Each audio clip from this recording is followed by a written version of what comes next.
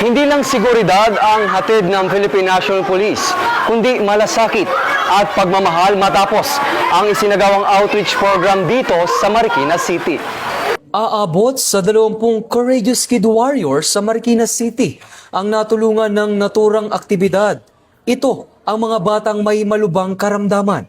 Sa naturang programa ay nakiisa ang mga miyembro ng Police Community Affairs and Development Group, SMPII, iba't ibang advisory group at si Mr. Imad Amar ng Padrino Pilipino. I love you a lot. I know how amazing mothers you are, always with your kids, giving them full attention.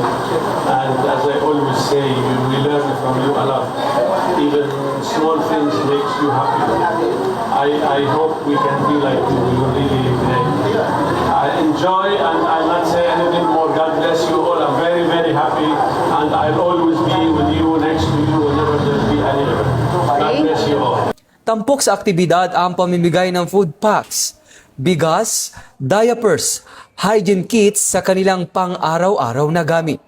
Para sa mga magulang ng mga Kid Warriors, malaking tulong ang kanilang natanggap na biyaya at malaking dagdag lakas ng loob ang malamang may sektor ng tulad ng Philippine National Police na handang magbigay ng serbisyo at handang umalalay sa kanila. Maraming salamat po sa PNP, sa pag-sponsor niyo po sa aming team, Bless Mariqueños Courageous Warriors, at sa lahat po ng sponsor na lagi pong tumutulong sa aming mga warriors, sa aming team. Nais pong magpasalamat at kulang po ang pasasalamat sa binigay niyo pong tulong sa amin. Sobrang thankful po kami sa kanila. Tulad na lang nito, ngayon, binigyan nila ng ngiti at sayang mga warriors ng Mariqueños Courageous Warriors. Talagang sobrang big help sa aming mga parents yung one day na kasiyahan na naipagkakaloob sa aming family. Maraming po salamat sa mga walang sawang tumutulong po ng mga sponsors sa amin, sa charity group po namin, sa mga warriors po na mga bata na lumalaban sa kanilang mga karamdaman.